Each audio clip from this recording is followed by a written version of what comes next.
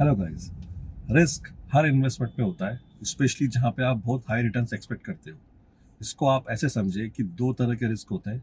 एक रिस्क जो आपने किसी पे भी ब्लाइंडली ट्रस्ट करके कहीं पे भी इन्वेस्टमेंट कर दिया, और दूसरा रिस्क जो आप कैलकुलेट रिस्क लेते हो, जो सोच समझ के किया होता है। इसको रियल एस्टेट की इंडस्ट्री के हिसाब से समझते हैं कि कभी भी आपको प्रॉपर्टी में इन्वेस्ट करना हो, और अगर आपने किसी पे ब्लाइंडली ट्रस्ट करके कहीं पे भी इन्वेस्ट कर दिया और आप, तो वो आपके लिए बन जाएगा एक हाई रिस्क।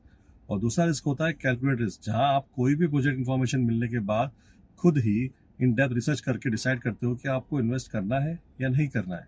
और स्पेशली जब रियल एस्टेट की बात करें, तो कभी भी आप इन्वेस्टमेंट करें तो आपको ये जरूर चेक करना चाहिए कि कल को अगर आपकी कोई भी सिचुएशन वर्स्ट होती है तो आपका इमीडिएट प्लान क्या है, आप फ्यूचर में कैसे मैनेज करोगे।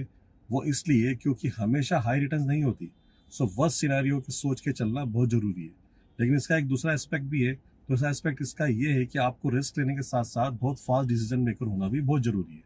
लेट से आपने सारी रिसर्च कर ली, बट ऐसा ना हो कि आप रिसर्च ही करते रह जाएं और कोई भी अपॉर्चुनिटी आपके हाथ से चली जाए। इसलिए कैलकुलेट रिस्क लेना समझदारी है, बट उसके साथ में डिसीजन फास्ट लेना उससे ही बड़ी समझदारी है। आप मुझे कमेंट करके बताएं कि आप कैलकुलेट रिस्क लेते हैं या किसी पे भी ट्रस्ट करके इन्वेस्टमेंट कर लेते हैं। Thank you.